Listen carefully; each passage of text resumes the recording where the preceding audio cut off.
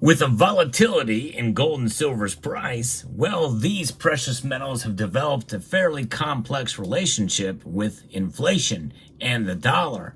And we're going to explore it in more ways than one in this video. So I hope you will stick around as we explore.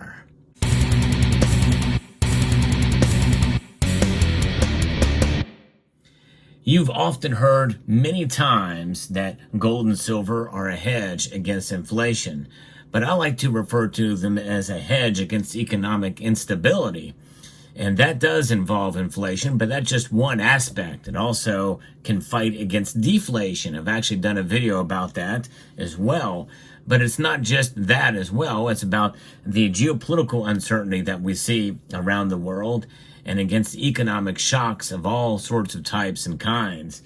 And we know that that investors look at it in that regard as well too. Most investors typically involve themselves in the stock market and will protect themselves with gold and silver in electronic format, known as exchange traded products or funds. But the correlation between the two can be divergent, as more so than many would expect, according to a piece here that I'm reporting from Tim Zyla. After the United States released its weakest initial jobless reports since 2021, gold prices increased, but then we saw a pullback. And they're searching for a safe haven asset, but then it's complicated by other reports and other numbers that come out that really kind of affect the psychology of the markets. The weak job report and other data pretty much assures that the Federal Reserve will cut interest rates at this meeting later in the month, which should benefit gold as the fixed income securities become less attractive. At least that's what it should do, and silver as well. But there is some lessons that can be learned through different areas in time and history. We saw most recently was the stock market kind of take a pretty big hit in one day, and gold and silver took a big hit as well as the dollar. People run to the safety of cash, and typically that's what happens even if the dollar falls, but it's the default position where people go. After the big black swan event of 2020, the pandemic, then we saw a lot of shock. And many precious metal investors had long predicted that would cause financial havoc in the markets, that would cause worldwide disruption and shake the foundation of fiat currencies. But that didn't really happen. No, people ran to the safety of cash at a time when world governments were printing more money than ever before. Periods of deflation resulted, largely because consumers had nowhere to go to consume. Americans were sitting on the largest saving balances in years, yet the price of precious metals remained flat. Well, that's not exactly true either. Silver fell below $12 an ounce. And by August of that year, silver's price increased more than double that, past $24 or $25 an ounce. And gold broke record highs that year by August of that year. But at the beginning of it, that was not the case. But fast forward a couple of years, gold is now rallying to all-time highs as U.S. money supply continues to increase. They've essentially begun a sort of a quantitative easing method again, and silver's price has also gone up as well too. It surpassed $30 an ounce several times. And so, but if we look back even further than that, between 1974 and 2008, there were 8 years when the U.S. inflation rate was considered high. During that period, prices rose by an average of 14.9% year over year.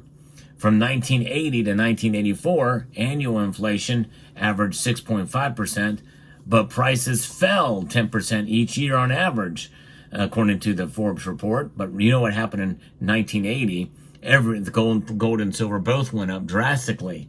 So that was its measuring point. It depends on where and how you measure and what anomaly could come into play that could skew the data dramatically. And that's what happened in 1980. Same thing as well happened in 2011. Throughout the previous decade, we saw from 2011 to 2019 a fall in prices overall. And then in 1988 to 1991, inflation averaged 4.6%, but gold prices fell about 7.6% each year. So one of the best inflation hedges historically has been in equities markets. The S&P 500, like most diversified assets, tends to rise with inflated prices and drop when prices drop. But gold was strongly correlated with hedge against panic, fear, and economic and geopolitical unrest when compared to the MSCI World Index, losing 34% in 33 days at the onset of the pandemic. Gold's break-even performance during a time of turmoil showed where its true value lies. Now, when you take a look through the course of time and through a span of years, you've heard me say on this channel many times, of course, this is a little refresher for those of you who are new, that you can pick any 2 dates for any commodity, any investment strategy, and you can make it look really, really good or make it look really, really bad, no matter what. Just as an example I gave before, in March of 2020, silver dropped to below $12 an ounce. By August of that year, it had doubled. On the opposite end, well, in silver in 2011, April 2011, silver was trading near $50 an ounce. Within a couple of years, it was down to below 20. So that's a horrible performance. So there's different ways you can look at data, different time range, time scales. But in the end, when you take a look at a chart over the long course of time for both gold and silver, gold especially has weathered the storms much better than silver has and has proven itself as a hedge against inflation. But what about silver? Well, I did a short little video some time ago that demonstrated this. You can literally see what's happened with silver with a chart that's 120, that shows data going back 120 years. And when you adjust it for inflation, it's about even or a little bit above through the course of 120 years. But does that mean you got to wait 120 years to be able to see the benefits of silver as an inflation hedge? No, you do not. I'm glad you asked that question, because I'm going to spend the rest of this video talking about how you can protect yourself against inflation and to not complicate it at all. That's right. It is about buying and holding, using a strategy to buy and hold precious metals, because that's what it's about.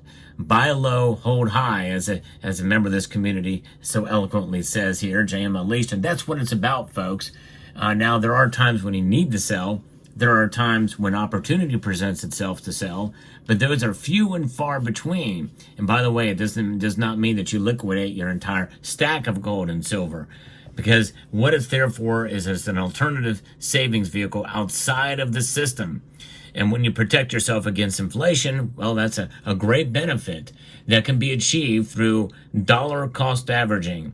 What is dollar cost averaging? That means setting aside discretionary income each month or each pay period to buy gold and silver. It's as simple as that. Now, I like to take it a step further. I think you can enhance it. You can enhance it somewhat by buying a little bit more if the prices go down. In other words, you may have a set of cash set aside for those situations known as dry powder, where you can spend a little bit more if the price plummets for these metals at any given point in time. And the premiums are reasonable to be able to make that happen.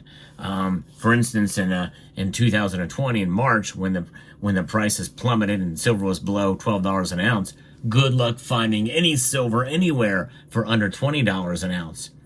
Even though it was under $12 an ounce, premium skyrocketed as demand had spiked dramatically, and bullion dealers were upping their premiums.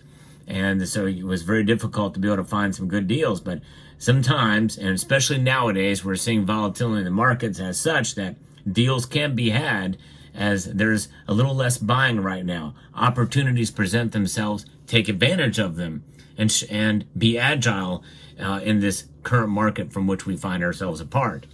On the other end of the spectrum is to protect your dollar cost average is maybe the price spikes up for both gold and silver in a given period or point in time. Maybe that month you don't buy at all.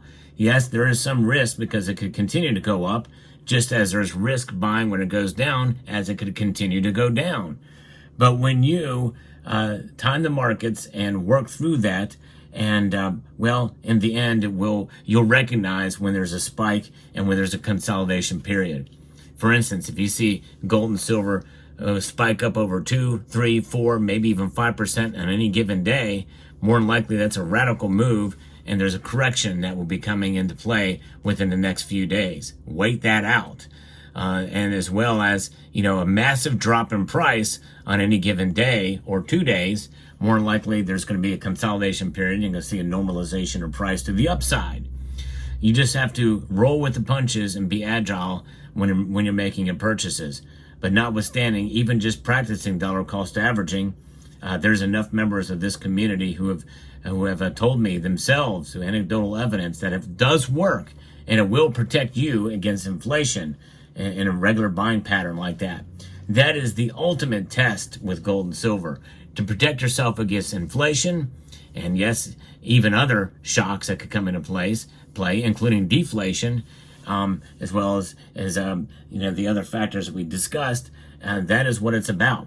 But the biggest benefit of having gold and silver outside of the system, I think, is having wealth outside of the system in the form of hard assets like gold and silver.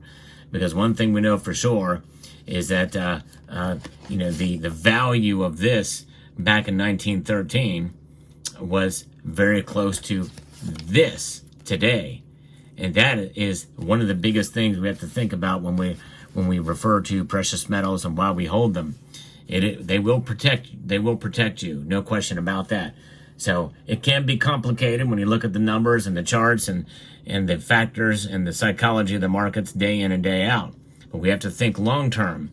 To think long term when we have holding gold and silver and have these diamond hands that hold on to our precious metals during this time.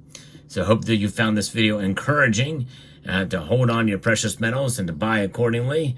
And remember, the complexity in the markets does not need to translate to how you strategize buying gold and silver.